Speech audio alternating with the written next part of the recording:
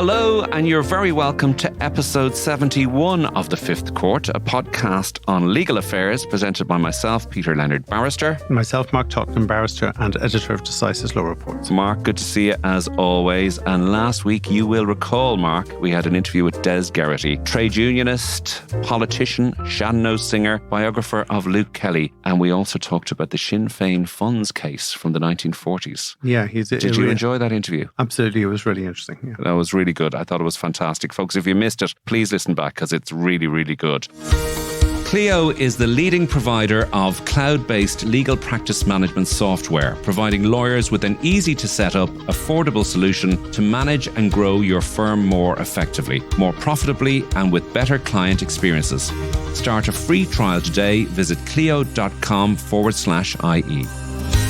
Well, today we are going to be talking to UCD academic Dr. Charles Garavan, who's going to talk to us about the Apple case and the EU. And there's a decision pending from the EU later this year, I think, following on from the Advocate General. And Charles is going to tell us all about that. But he's a fascinating character in many ways. Absolutely. Yeah. I mean, as well as a brilliant academic, and he is a brilliant academic. Yeah, a whole background as a memory man. Yeah. The memory man. And also a debater. I think so, yeah. I think he held the world record for 46 hours speaking. I'm so looking forward to this interview. It's going to be fantastic. But first, we're going to go to 3 cases that you have identified from the Decisive website. The first case this week concerns a habeas corpus application concerning a person detained under the mental health legislation. The question was whether the failure to complete the relevant forms or documents rendered the detention unlawful. This is the case of YZ versus clinical director of the Department of Psychiatry in a certain hospital, which is not identified, and it's a decision of Ms. Justice Nuala Jackson. That's right. So it's, as you said, it's a habeas corpus action arising from a detention under the Mental Health Acts. And generally speaking, the courts are quite tolerant of omissions if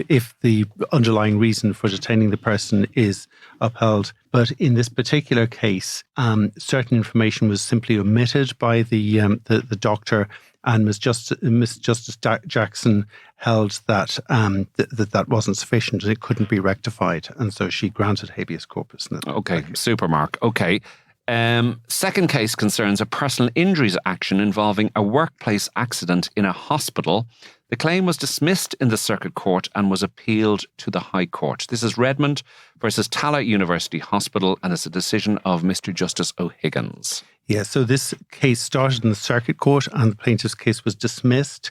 What happened was she was an employee and she was lifting a metal tray of instruments onto a storage rack. And essentially, by the nature of the stacks of trays was such that she, first of all, managed to, I think, spear her finger on a loose wire, and then there was a collapse of the stack of trays, causing an injury. And although she was clearly partially responsible for the accident, it was held that the hospital did have a responsibility, and so the quantum of damages, in fact, had been agreed, and so Mr. Justice O'Higgins in the High Court held that she was entitled to recover part. So the moral of the story is Circuit Court harsh, High Court generous? Maybe? This particular case, yeah. Yes, absolutely. Okay, very interesting. Finally, an application for a European arrest warrant in respect of a person convicted of driving while disqualified. This concerned a Czech national who was wanted back in the Czech Republic to serve a sentence, I think, of 7 months, Mark. Yeah, and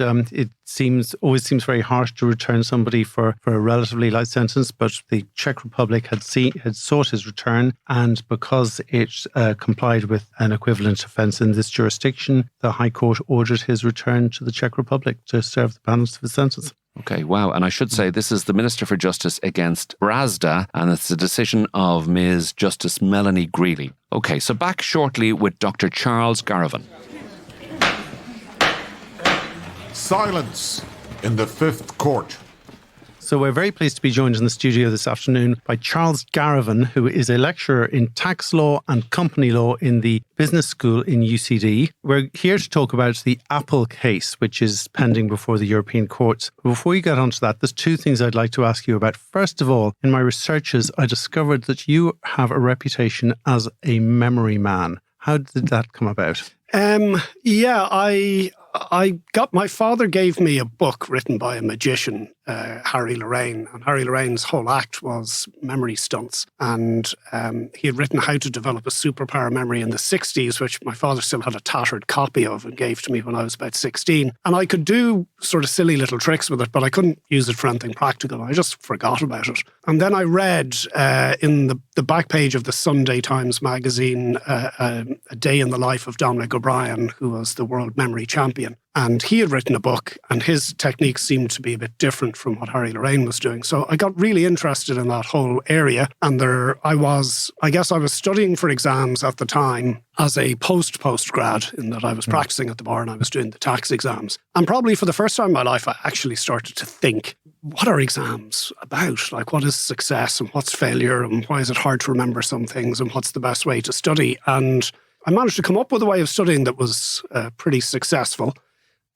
For me anyway. And then I worked in tax for a while, and I left and decided to run a business teaching these techniques. So at the start, it was mostly those memory techniques for learning off. Is this kind of memory palace technique? It's kind of like a memory palace type thing. So what's Dominic, a memory palace? Okay, so what Dominic O'Brien had done was really rediscover a much older system of techniques, which is what the Greeks and Romans did. And memory palace is one way of describing it, but probably journey is a better way. So the idea is that you would walk through a route that is familiar to you, and at each stage on that route, you would see visual images to remind you of whatever key words there were. So if you were a Roman orator and you wanted to remember a speech, you might say that there is a danger of an uprising, and in your bedroom you might see peasants breaking loose of their chains, and then you would move to the next bit to say that the emperor must take control, and then you might picture the emperor forcing these guys onto the ground or something. And then when you meant to make your speech, you would mentally walk through this journey, and if you had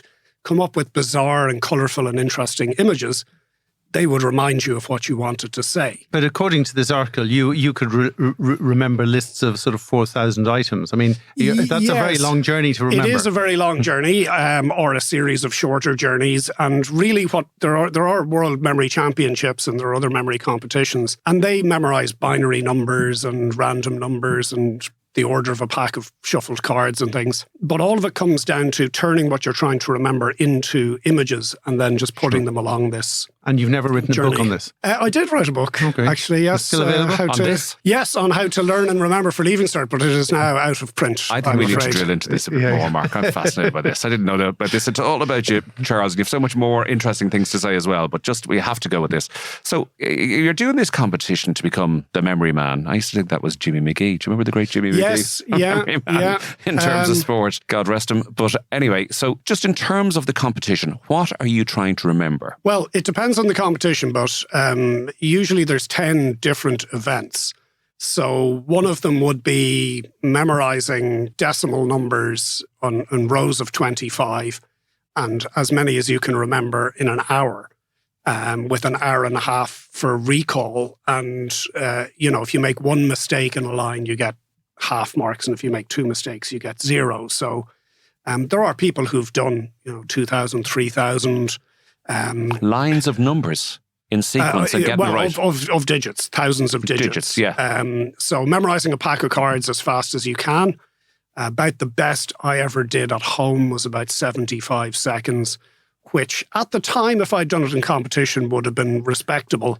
Now it wouldn't get you in the top 100. There are people who do it in 20 seconds. Wow. Which is about as fast as you can look. And this is different from a photographic memory, isn't it? Yeah, I don't think there is any such thing as a photographic memory, really, not in the sense that people mean. So there are some people who have a photographic memory in terms of art and being able to repaint an image that they've seen, but nobody has the ability to read a page of text and close their eyes and read it back. Yeah. There's never really been any evidence that anyone can do that.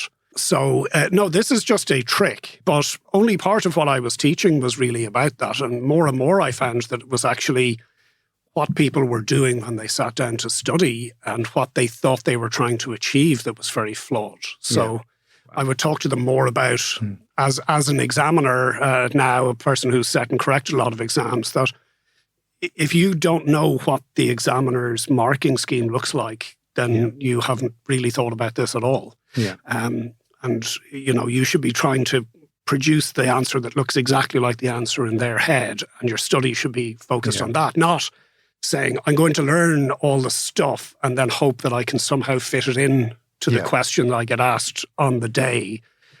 So lots of things like that is sort of, and how to actually study in terms I could have of done with a testing few of yourself. those tips all those years ago, Mark. Well, my daughter is here present. She's a transition year student. Katie May, I hope you're listening to all this and taking it on board.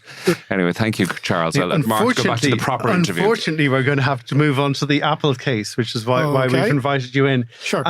So I suppose people will be aware that there is currently sitting in an escrow account 13 billion, I think, euro, that Apple has.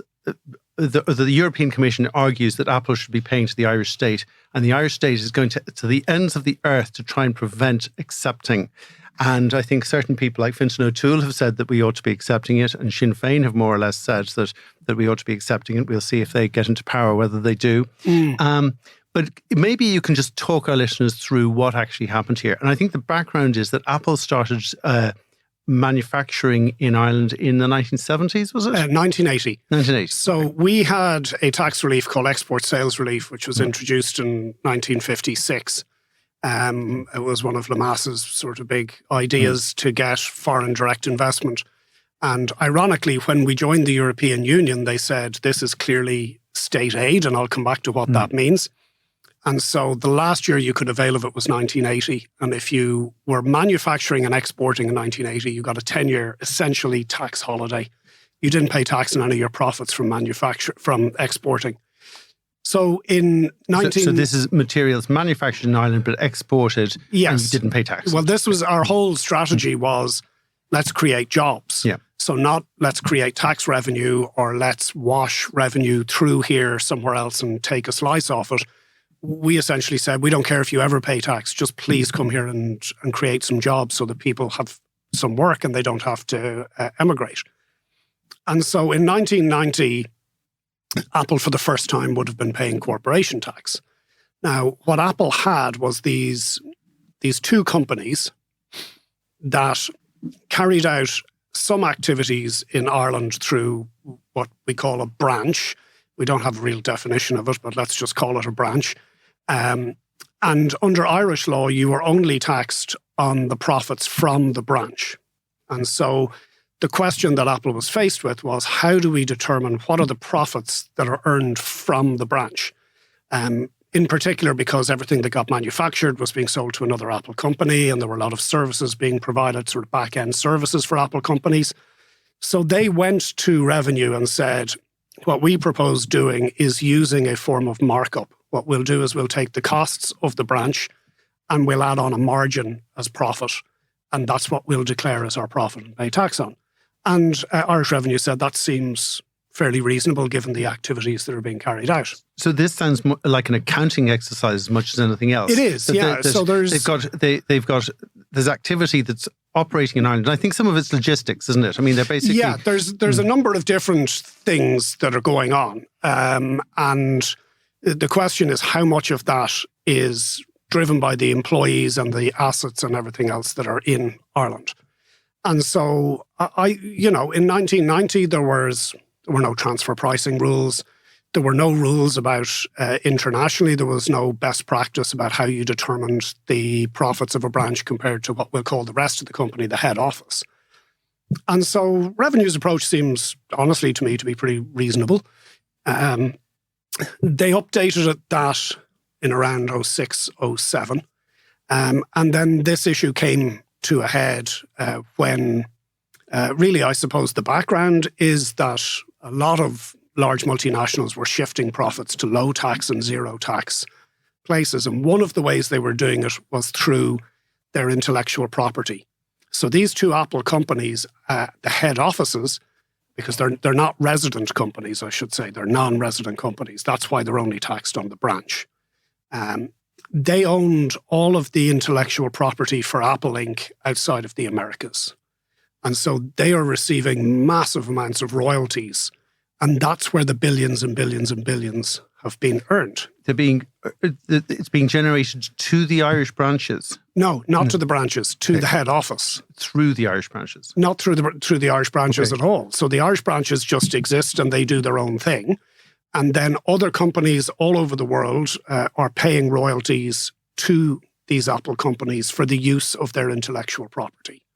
And that money might never come near Ireland or touch the hands or come under the eye of a single Irish person. But it's assessed in Ireland for the purposes of revenue. Is that it? No, because these companies aren't resident in Ireland. So let's say you're BMW and you decide that you're going to open a small marketing base in Dublin. You will only be taxed on the profits of that marketing base because you're a Bavarian company, you're resident in Germany. No one's going to be taxing you on the selling Volkswagens.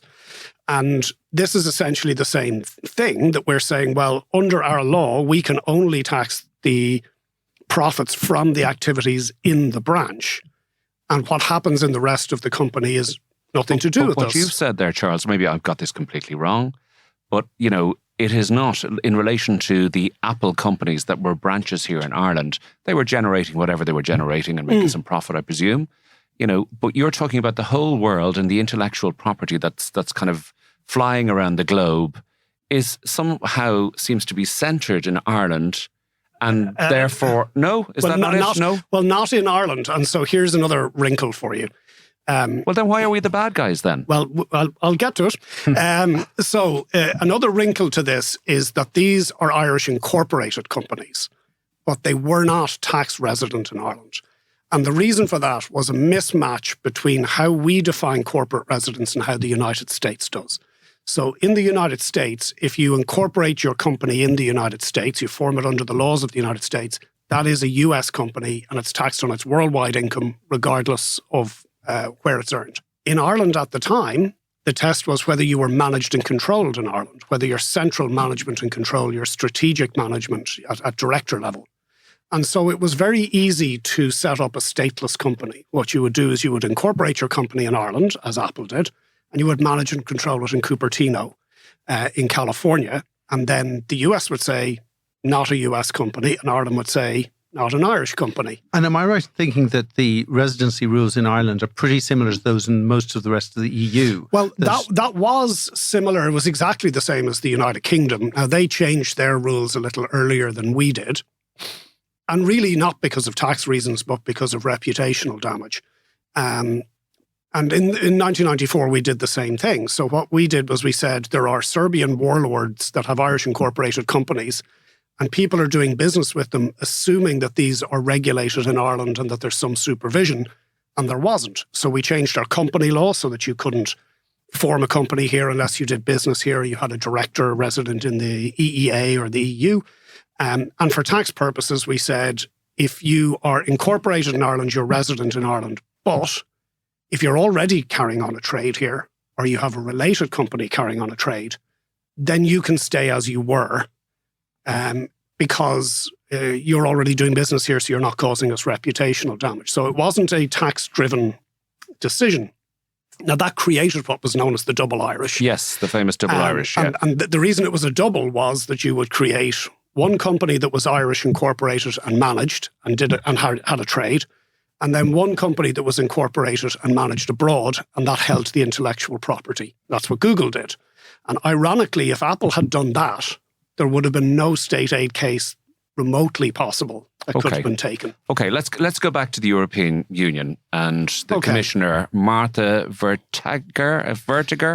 How do you pronounce it? I've never been entirely sure either. Okay. So she says, I've had enough of this Irish carry-on. Right. Okay. And Ireland, has been given Apple a pass. Apple have been generating massive, 100 billion, in profits, and not a cent is being seen. And Ireland have been, have not done what they should have done in relation to this. And we are now imposing a fine, effectively. It's not really a fine. What it is they say that you must collect the tax you should have collected. Yes. Now, I suppose a little bit on state aid rules. To charge or whatever. If I'll give you a little bit of state aid rules and then talk about how the Commission says state aid rules apply to what I've outlined as the structure. So state aid rules effectively are rules that say that you cannot provide grants or financial assistance to support particular companies or particular sectors of the economy. And this is to prevent distortion of competition. And everyone in the EU has signed up to these state aid rules. And early enough in the history of the Union, it was decided by the courts that by giving someone a tax break, you were in effect giving them a grant. It was identical, that instead of giving them money, you just reduced their tax bill. And so what the European Commission did was they tried to address this idea that really arose from mismatches in international law. And they thought, well, one way to attack this is to use state aid. So they said that when Ireland told Apple that it only had to pay tax on a markup basis based on costs in Ireland, that was a special deal that wasn't available to others, and that it lowered their tax liability, and that therefore that amounted to a grant paid to Apple.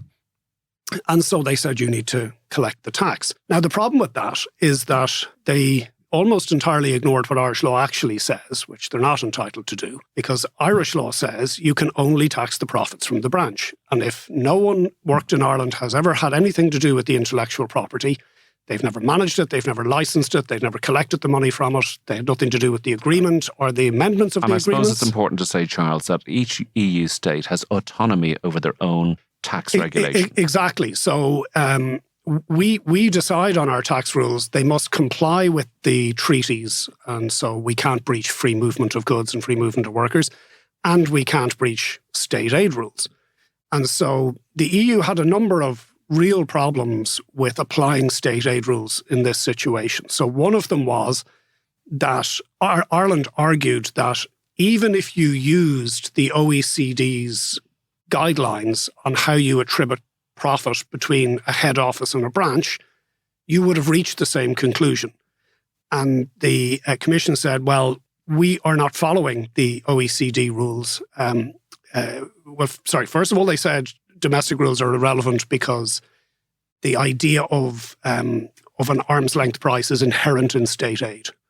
And then they said, what we mean by arm's length is not what everyone else thinks it means. It's a special meaning that allows us to say that since the head office has no staff and no people that could manage the IP, it must be managed in Ireland and therefore it should be taxed in Ireland. Just to move it on slightly, okay? Mm-hmm. So Margareta Vertager, I'm pronouncing that, Vertiger or whatever, I'm pronouncing the name all wrong. I noticed Mark hasn't jumped in to correct me, so he doesn't know either. Oh, well, so I don't know, yeah. But anyway. Oh, sorry, I should say I don't have an opinion. Anyway, so she says, Ireland, there you go, there's 13 billion in revenue. I think that might build a few houses or a few hospital beds or something like that. But what does Ireland do? It gets together its leading legal team. It brings in Paul Gallagher, former Attorney General, Maurice Collins, who's a Supreme Court judge. And, it puts together this incredible legal team in order to fight the EU, and we don't want the money. Now, why are we doing that? I mean, people kind of say, well, we don't want to mess up all this stuff with the foreign direct investment and we want the jobs and, look at all the money we're getting anyway. But why are we doing that? Why do we take such a strong line in relation to this? Well, I think, first of all, there is that point that you have to defend your own tax system and the autonomy of that tax system. And so you have to be able to go to Apple and say, we're not going to leave you on your own here, and not defend what we told you was correct and what we still believe is correct in Irish law, and say, but we'll take your money even though we don't think we're entitled to it. That is a problem in itself.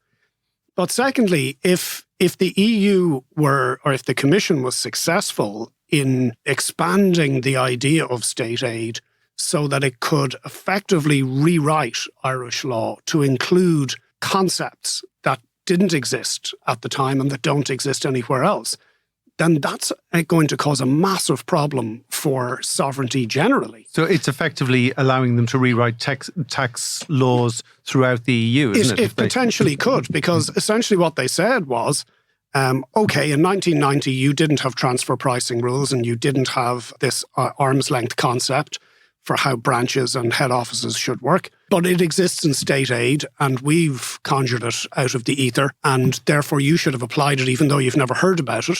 And if that is only one standard that they can use at state aid, then there could be many others where they could look at the 12.5% rate and say, we've determined that this must be a form of state aid. It's allowing them to encroach in sovereignty, I think. And Ireland is one of the countries that pushes very hard as a small country for keeping its entitlement to write its own tax laws. But just in terms of, obviously, you're talking about it from a legal point of view and, our autonomy in terms of our own tax system and our right to legislate as how we see fit and how we see, is appropriate in the context of our needs as a nation state. But ultimately, this is political, I would have thought. And we would appear to be at odds with our European neighbours. And I notice what you say there, Charles, that there are other nation states out there that are looking at this and saying, well, if they do it to Ireland, they can do it to us as well. I'm not really hearing that in terms of a kind of a European, sort of pan-European front in relation to this. I think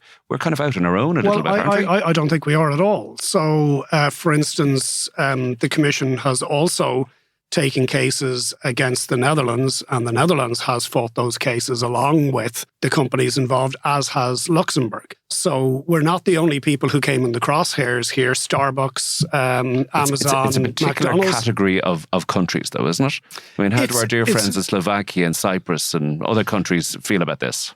Well, I haven't asked any lawyers over there personally about it, but I think you're probably wrong in terms of a concern amongst smaller nations about the idea of a tax grab by the larger ones. And so this is something that's been getting pushed for a long time. So the common consolidated corporate tax base has essentially been, as it's been seen not just by Ireland but by other countries, as an attempt for the larger countries like France and Germany to say, well, look, what we should do is you should file one tax return in the whole of the EU, and then you should share the revenue out based on population. So Ireland can say goodbye to most of its revenue because there's only 5 million of you, and France can say hello to a whole lot of it. And we have pushed back against that, but so has Belgium, so has the Netherlands, so has Denmark, Estonia, Latvia. So I don't think we're on our own in terms of saying that we need to control our tax laws, and we need to stop the Commission pushing itself forward as saying we're going to harmonise this whole thing one way or another. Now, in terms of it being political, I think you're right in that the Commission here was trying to deal with issues that are, I think, better dealt with by OECD and all countries working together. And that is what has been happening in the international space. I'm sure if I worked for the Commission, I'd be very frustrated to think that we have the power to create law, but we need unanimity and we can't get it.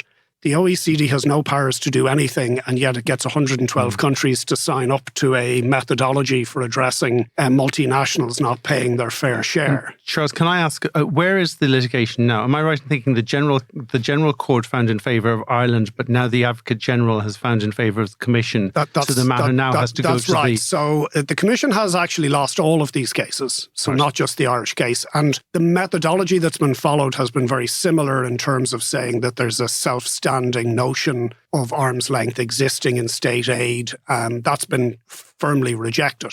So the General Court rejected it. The Advocate General's decision is absolutely perplexing because it claims to be in conjunction with more recent decisions of the Court of Justice, but it is entirely at odds with it. So the Court of Justice has affirmed that if you don't have these rules in your national law, then the Commission can't just manufacture them and stick them in there. And the Advocate General said the most important thing is how you interpret Irish law. And then the only thing that was said about Irish law was, well, you had a sort of a notion of state aid or of arm's length somewhere in your tax code, so close enough.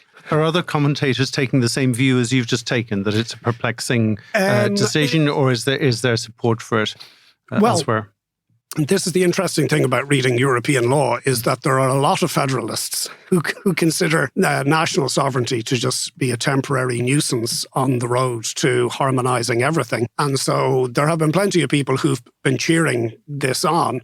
But there are lots of people who have been scratching their heads looking at the Advocate General's decision because it is so at odds with what the Court of Justice has said. We should explain to some of our listeners who might be up to speed with this. Okay, so Sure. So we talked about the General Court of, and now it's gone to the Court of Justice. So there's two courts operating out in Luxembourg, basically, in the European Union. And in terms of the Court of Justice, we have an Advocate General who gives a preliminary opinion. Yeah. And that is what has happened here. Yes, it's a guy called Pitzruzella. I think I'm going to have to think of an easier one to pronounce this guy. Yes, it's not binding, but it is... But it's generally followed. Well, this is the point by the Court of Justice. It is followed, in about 75-80% of cases. But those are just the odds over a large number of cases. I don't know if you can say there's an 80% chance the court will follow this. My own feeling is that if the court follows what it has done in other recent cases, it will effectively say that the Advocate General has misread their opinion. And based on what they have said in other cases, there is no case for Apple to answer at all. I think it's fairly clear where you stand on this particular case. You haven't hidden your views. I'm not an Irexiter by any manner or means, and I think the European Union has been great for us. But I do think the nature of bodies like the Commission is to draw power to themselves. Okay. And it is important for someone to be watching and saying, well, we didn't sign up to that in the treaty, and that's not what we meant by state aid.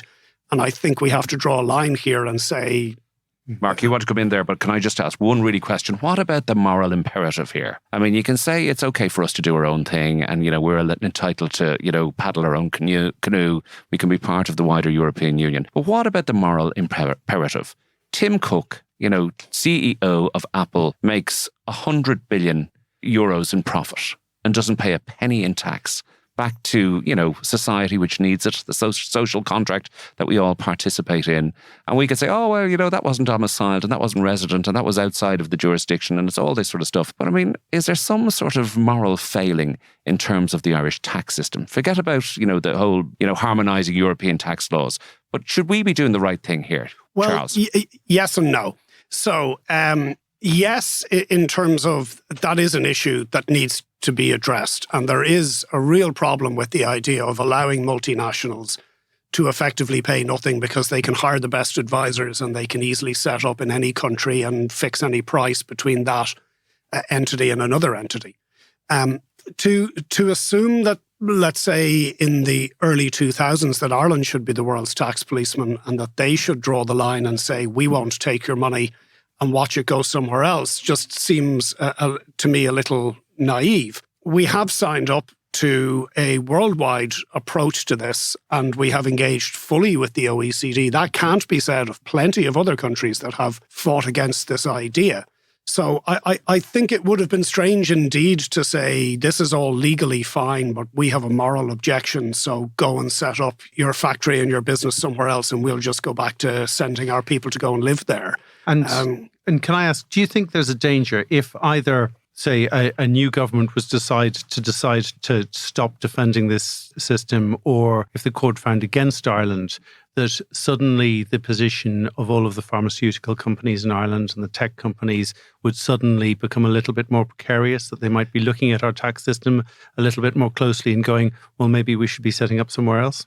Well, I've always believed that the core driver in terms of attracting multinationals with the tax rate, it's not the only way we attract people, but the core driver there was the certainty. So multinationals need certainty. They don't want to set up somewhere and not know what's happening in 5 years' time. Yep. And Britain have been shooting themselves in the foot a lot lately by saying they're going to drop the rate to 12. No, they're going to keep it at 25. They're going to move it to 18. I've always believed that if we had moved it from 12.5 to 13, let's say in 2009, when we were in serious trouble economically, that sends a message that next year it could be 30. And that totally changes the game. So I do think there's a danger that if we start to send the message that these things are not written in stone, that there's a problem. And if we say not only is it not written in stone, but we don't defend our own rules, and even though we tell you with one side of our mouth that we think that we've done or applied our rules correctly, at the other side we're saying we'll take the extra cash. One other thing I meant to say was when I was saying should Ireland be the world's policeman, it's very important to remember that the other side of this equation was the United States. And if they wanted to make these companies resident in the United States, they could have done it with the stroke of a pen. And they didn't, because it suited them. Because if Apple had earned all of that money in Ireland and paid 12.5%, when they repatriated the profits to the States, they would have had to give a credit for the Irish tax deducted. So they would get less tax.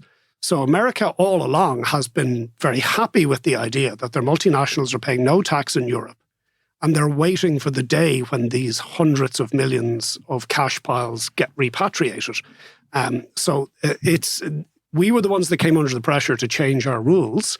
And some of that came from America.